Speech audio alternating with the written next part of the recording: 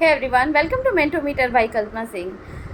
There are few questions which is asked from the viewers और एक चीज़ बहुत ही ज़्यादा इम्पॉर्टेंट है कि आप किसी भी कॉम्पिटिटिव एग्ज़ाम्स की तैयारी कर रहे हो तो आपका जो स्टार्टिंग का 1 और 2 ईयर होगा ग्रेजुएशन के बाद, क्योंकि आप किसी भी एग्ज़ाम को दे रहे हो, चाहे आप स्टेट पीसीएस दे रहे हो, यूपीएससी दे रहे हो, एसएससी या फिर रेलवे के जो जीडी वगैरह के एग्ज़ाम्स होते हैं, वन डे एग्ज़ाम्स होते हैं जो भी, तो आप उन एग्ज़ाम्स की तैयारी हमेशा से 2 साल अपने लिए दीजिए। और उसके बाद इन केस अगर नहीं होता है कोई भी मतलब कुछ भी हो सकता है, मे बी आप इरेगुलर हो या आपने तैयारी अच्छे से करी हो, 1 या 2 नंबर से आपका एग्ज़ाम रहा हो, तो आपको बीच में होप नहीं छोड़नी है।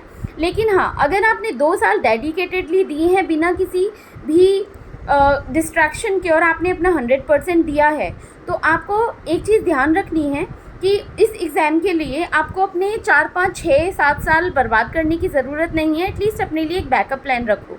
उससे क्या होगा, आपका एक तो कॉन्फिडेंस हमेशा अप रहेगा। दूसरी चीज़ ये है कि फ़ाइनेंशियल अर्निंग, क्योंकि सारे जितने भी मोस्ट प्रोबेबली जितने भी बच्चे गवर्नमेंट एग्ज़ाम की तैयारी करते हैं वो मिडिल क्लास से आते हैं। सबका फ़ाइनेंशियल क्राइसिस होता है। ज़रूरी नहीं होता कि अपने पेरेंट्स से हम हर साल 4-5 साल तक लगातार पैसे मांगते रहेंगे, तो काफ़ी ज़्यादा प्रॉब्लम हो जाती है।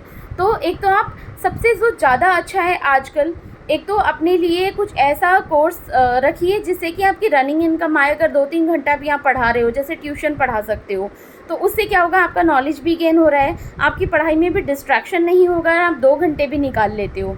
उसके अलावा कुछ जो जैसे वेब डिज़ाइनिंग वगैरह के जो भी काम होता है और एडोबे फ़ोटोशॉप वगैरह, तो 2 से 3 घंटे अपने लिए निकाल के रात में भी कर सकते हो। फ्रीलांसिंग के कुछ प्रोजेक्ट्स उठा सकते हो और ये सारे जो भी प्रोजेक्ट से आपको इतनी अर्निंग हो जाएगी।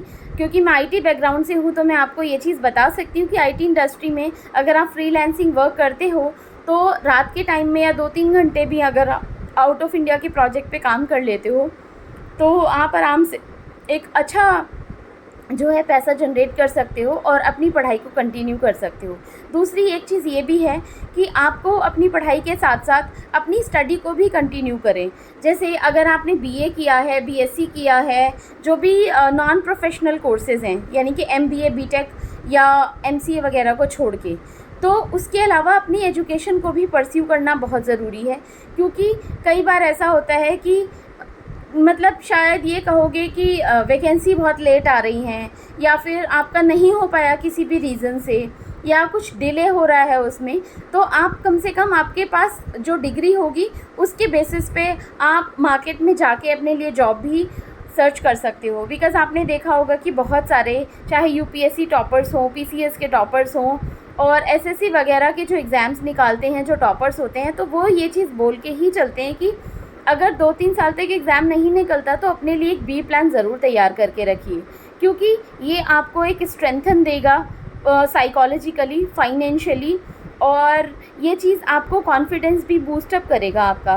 तो अगर मेरे सजेशन आपको अच्छा लगा है तो मुझे कमेंट बॉक्स में ज़रूर बताइएगा, और आप कौन सी एजुकेशन परस्यू कर रहे हो वो भी ज़रूर बताइएगा। तो may be time by time, because मेरा जो है आईटी इंडस्ट्री का एक्सपीरियंस काफ़ी ज़्यादा वाइड है, तो मे बी आपको मैं उसमें भी हेल्प कर पाऊँगी। बाकी जो प्लेलिस्ट है आप उसको अच्छे से देखिए। एनसीईआरटी के लिए बहुत सारे लोग बोल रहे हैं कि एनसीईआरटी जो है वो हम कंप्लीट करें या नहीं, तो पिछले यूपीएससी 2023 का जो एग्ज़ाम है उसको देने के बाद लगता है कि एनसीईआरटी पढ़ना भी बहुत ज़रूरी है।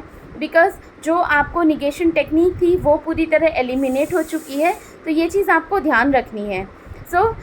ऐसे ही जो इम्पॉर्टेंट वीडियोज़ हैं मैं आपके साथ शॉर्ट वीडियोज़ शेयर करती रहूँगी। उसके साथ साथ मैंने बताया था कि सोशियोलॉजी का मैं बहुत जल्दी वीडियो लेके आ रही हूँ जिसमें कि एनसीईआरटी कंप्लीट करूँगी, तो वो मुझे ज़रूर बताइएगा कि जो एनसीईआरटी की जो प्लेलिस्ट थी वो आपको कितनी हेल्पफुल है।